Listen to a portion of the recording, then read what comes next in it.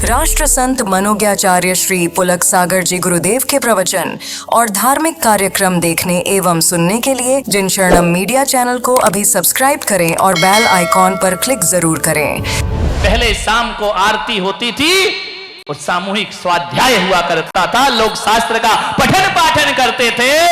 अब जब से ये कुलदेवी क्या आ गई, कुलदेवी सबके घर में रखी है, नहीं मालूम? वो टीवी, अब वो देवी है, बड़े बड़े धनपति नीचे बैठते, वो ऊपर बैठती है। कुलदेवी है अपनी, ध्यान रखना। अच्छे से करोड़पति भी नीचे बैठेगा, देवी मां ऊपर विराजमान होंगी। जब से वो कुलदेवी आ गई है, मंदिरों के स्वाध्याय बंद हो गए, मंदिरों की आरतियां बंद हो गई। हम सोचते हैं कि युवा बच्चे मंदिर क्यों नहीं आते हैं। मैं प्रश्न करता हूं, ये बूढ़े मंदिर क्यों नहीं आते हैं? इनने तो सब देख लिया ना। अभिषेक तो इनकी भीड़ से भर जाना चाहिए। अभिषेक के समय, शांति धारा के समय ये सासुएं क्या करती रहती घरों में बैठकर? ध्यान रखना। बोलो मंदिर आया करो। महाराज दिखता नहीं है, आंखें कमजोर हो गई। टीवी दिखती है, भगवान नहीं दिखता है। वाह रे राम राम जपना, पराया माल अपना। क्या जिंदगी बनाई। अभिषेक क्यों नहीं करते? महाराज हाथ कांपते हैं, कलश नहीं पकड़ा जाता तो चाबी बड़ी जोर से पकड़ी जाती है मेरे भाई। सोचना, प्रवचन क्यों नहीं सुनते? कानों में सुनाई नहीं देता, प्रवचन की झनकार सुनाई नहीं देती। और बाजार में एक का सिक्का गिर जाए तो टनकार सुनाई दे जाती है। बाहरी हमारी जिंदगी, सोचो मन कहां बसा हुआ है। टीवी देख रहे हैं, गाना चल रहा है, अभी तो मैं जवान हूं। वाह रे आदमी, क्या होगी हमारी जिंदगी। बहुओं से निवेदन है, पहले का समय था कि माँ बाप बच्चों को सुधारते थे। अब बच्चों से मैं निवेदन करूंगा, बहुओं से, कि दादाजी पहले मंदिर जाओ, उसके बाद तुम्हें भोजन प्रदान होगा, उसके बाद मैं खाना परोसूंगी। पहले जाओ, प्रवचन सुनो। क्या तालियां बजाई बहुओं ने, मजा आ गया। विचार करिए, अब मैं क्या करूं? मेरे पास 10 साल का 20 साल का बच्चा आता है, मैं आलू प्याज छुड़वाता हूं, मैं कहता हूं बेटा रात में मत खाना। पाठशाला में सिखाया जाता है, बच्चा पाठशाला में सोचता है रात में नहीं खाऊंगा, लेकिन घर जाता है मम्मी पापा रात में खाते हैं। अब बच्चा क्या करे बोलो? पाठशाला में पंडित जी का कहना माने, महाराज का माने, या घर में माँ बाप का कहना माने? विचार करिए आप। जब तक ये युवा पीढ़ी नहीं सुधरेगी, तब तक बच्चों के भविष्य को नहीं सुधारा जा सकता है। ध्यान रखिए, हम कब तक सुधारते रहेंगे?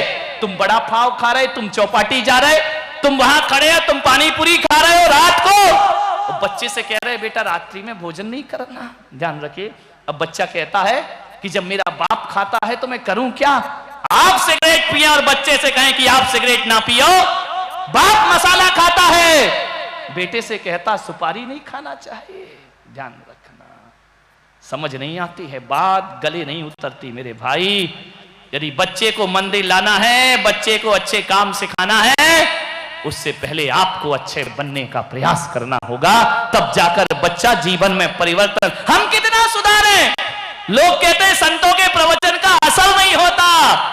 हम असर कहां से लाए? तुम भी तो कसर नहीं छोड़ते मेरे भाई। विचार करिए, जीवन को बदलने का प्रयास करिए।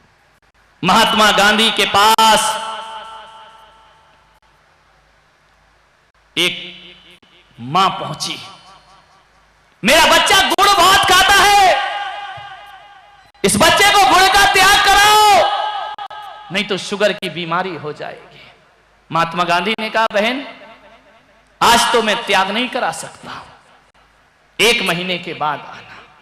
उसने कहा क्या बापू आप भी, अरे बोल दो ना कि गुड़ मत खाया कर। बोली नहीं अभी नहीं बोल सकता, 1 महीने के बाद आना। उसने कहा इतनी सी बात के लिए मुझे महीने भर इंतजार करना पड़ेगा?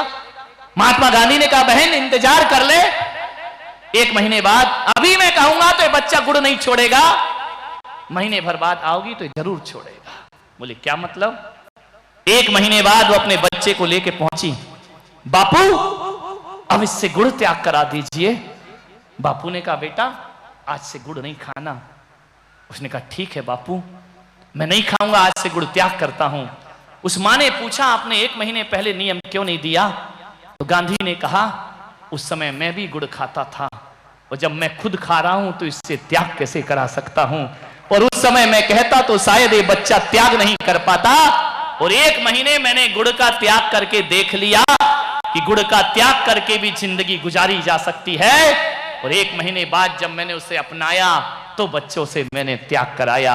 आप बताइए, आपकी औलाद आपका कहना नहीं मानती है, लेकिन संत कहें तो कहना मान लिया करती है, क्योंकि औलाद देखती है जिस चीज का हमको त्याग करा रहे हैं पंडित दूसरों को दिखाए आंकड़ी और खुद खाए काकड़ी, तो उसका असर कहां से हो जाएगा मेरे भाई। आप सोचिए, आप अपना बुढ़ापा सही करना चाहते हैं तो अपनी जिंदगी को 80 साल के दादाजी पानी पूरी खा रहे हैं, 80 साल के दादाजी बड़ा पाव खा रहे हैं, आलू नहीं छूटता, प्याज नहीं छूटता।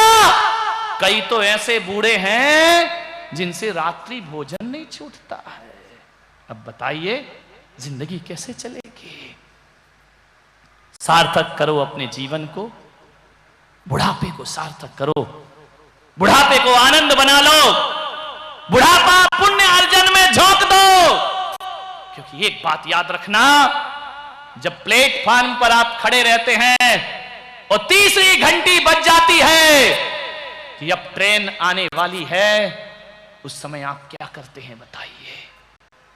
जब तीसरी घंटी बजती है कि ट्रेन आने वाली है, आप अपना फैला हुआ सामान जल्दी से बटोरते हैं, सूटकेस हाथ में रखते हैं, बैग कंधे में टांगते हैं, क्योंकि ट्रेन 2 मिनट को खड़ी होगी। बस सब सामान बड़ी मजबूती से पकड़ लिया करते हैं और धक्के लगाकर ट्रेन में बैठा करते हैं। मैं कह रहा हूं मौत की ट्रेन बुढ़ापे में आने वाली है, और जैसे ही वह आ जाए 2 मिनट तो बहुत ज्यादा होता है, 1 मिनट में ट्रेन छूट जाएगी। आओ, अरे सामान को तो छोड़ो, जिंदगी के उसूलों को जोर से पकड़ के रखिए, नियम संयम को जोर से पकड़ के रखिए।